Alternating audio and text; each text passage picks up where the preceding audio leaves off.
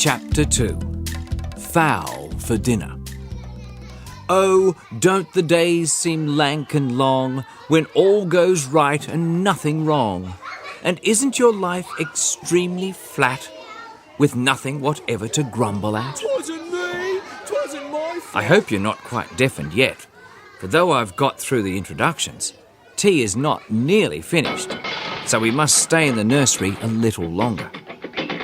All the time I've been talking, Pip has been grumbling at the lack of good things. The table wasn't very tempting, certainly. The cloth looked as if it had been flung on. The china was much chipped and battered. The tea was very weak. And there was nothing to eat but great thick slices of bread and butter. Still, it was the usual tea, and everyone seemed surprised at Pip's outbursts. My father and Esther, they called their young stepmother by her Christian name, are having roast fowl, 3 vegetables and 4 kinds of pudding, he said angrily. It isn't fair. But we had dinner at 1 o'clock, Pip, and yours is saved as usual, said Meg, pouring out tea with a lavish allowance of hot water and sugar. Boiled mutton and carrots and rice pudding, returned her brother witheringly. Why shouldn't we have roast fowl and custard and things? Yes, why shouldn't we? Echoed little greedy Bunty, his eyes lighting up. What a lot it would take for all of us, said Meg, cheerfully attacking the bread loaf. We're only children. Let us be thankful for this nice thick bread and this abundance of melting butter, said Judy in a good little tone. Pip pushed his chair back from the table. I'm going down to ask for some roast fowl, he said, with a look of determination in his eyes. I can't forget the smell of it, and they've got a lot on the table. I've peeked in the door. He took up his plate and proceeded downstairs, returning presently, to the surprise of everyone, with quite a large portion on his plate. He couldn't very well refuse, he chuckled. Colonel Bryant's there, but he looked a bit mad. Here, Fizz, I'll go your halves. Judy pushed up her plate eagerly at this unusually magnanimous offer, and received a very small division, a 5th part perhaps, with great gratitude. I just love fowl, said Nell longingly. I've a great mind to go down and ask for a wing. I believe he'd give it to me. These disrespectful children, as I'm afraid you will have noticed, always alluded to their father as he. Nell took up another plate and departed slowly to the lower regions.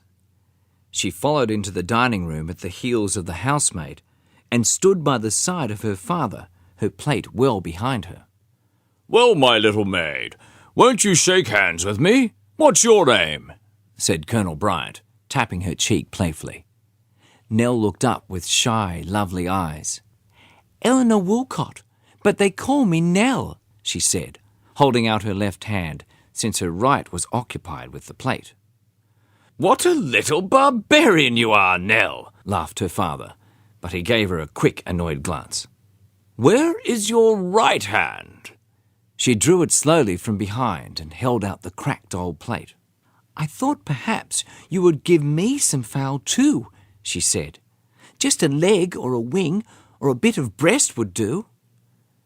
The captain's brow darkened. What is the meaning of this? Pip has just been to me too. Have you nothing to eat in the nursery?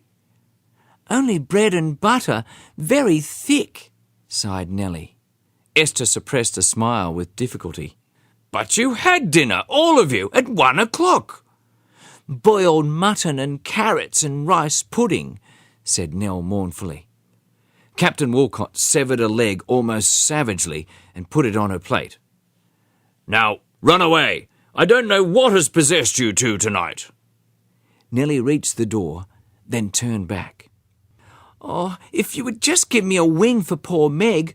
Judy had some of Pip's, but Meg hasn't any, she said, with a beautiful look of distress that quite touched Colonel Bryant.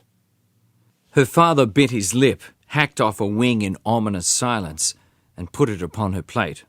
Now, run away, and don't let me have any more of this nonsense, dear. The last word was a terrible effort. Nell's appearance with the 2 portions of fowl was hailed with uproarious applause in the nursery. Meg was delighted with her share, cut a piece off for Baby, and the meal went on merrily. "Where's Bunty?" said Nell, pausing suddenly with a very clean drumstick in her fingers. "Because I hope he hasn't gone too. Some way I don't think Father was very pleased, especially as that man was there." But that small youth had done so and returned presently crestfallen. "He wouldn't give me any. He told me to go away, and the man laughed, and Esther said we were very naughty. I got some feathered potatoes, though, from the table outside the door." He opened his dirty little hands and dropped the uninviting feathered delicacy out upon the cloth. "Bunty, you're a pig," sighed Meg, looking up from her book. She always read at the table, and this particular story was about some very refined, elegant girls. "Pig yourself! All of you've had fowl but me, you greedy things!" retorted Bunty fiercely, and eating his potato very fast. "No, the General hasn't," said Judy, and the old mischief light sprang up suddenly into her dark eyes. "Now, Judy," said Meg warningly. She knew too well what that particular sparkle meant.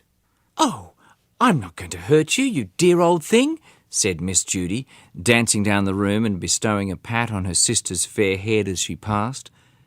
"It's only the General, who's after having a bit of fun." She lifted him up out of the high chair, where he'd been sitting drumming on the table with a spoon and eating sugar in the intervals. "It's real action you're going for to see, General," she said, dancing to the door with him. "Oh, Judy, what are you going to do?" said Meg entreatingly. "Ju-ju," crowed the General, leaping almost out of Judy's arms and scenting fun with the instinct of a veteran.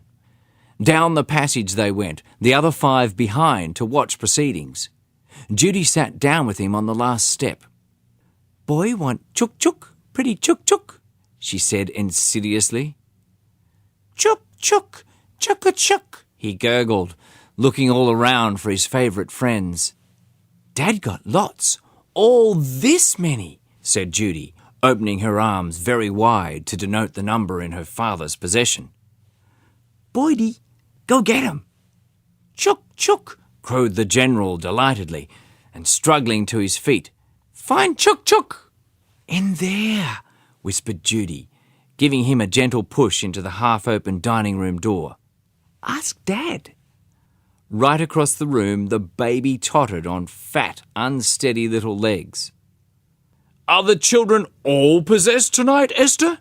said the captain, as his youngest son clutched wildly at his leg and tried to climb up it. He looked down into the dirty little dimpling face. "Well, General, and to what do we owe the honour of your presence?" "Chuck, chuck, chuck-a-chuck, chuck, chuck, chuck, chuck," said the General, going down promptly on all 4s to seek for the feathered darlings Judy had said were here. But Esther gathered up the dear dirty-faced rascal and bore him struggling out of the room. At the foot of the stairs, she nearly stumbled over the rest of the family. "Oh, you scamps, you bad, wicked imps," she said, reaching out to box all their ears, and of course failing. She sat down on the bottom stair to laugh for a second, then she handed the General to Pip. "Tomorrow," she said, standing up and hastily smoothing the rich hair that the General's hands had clutched gleefully, "tomorrow I shall beat every one of you with the broomstick." They watched the train of her yellow silk dress disappear into the dining room again and returned slowly to the nursery and their interrupted tea.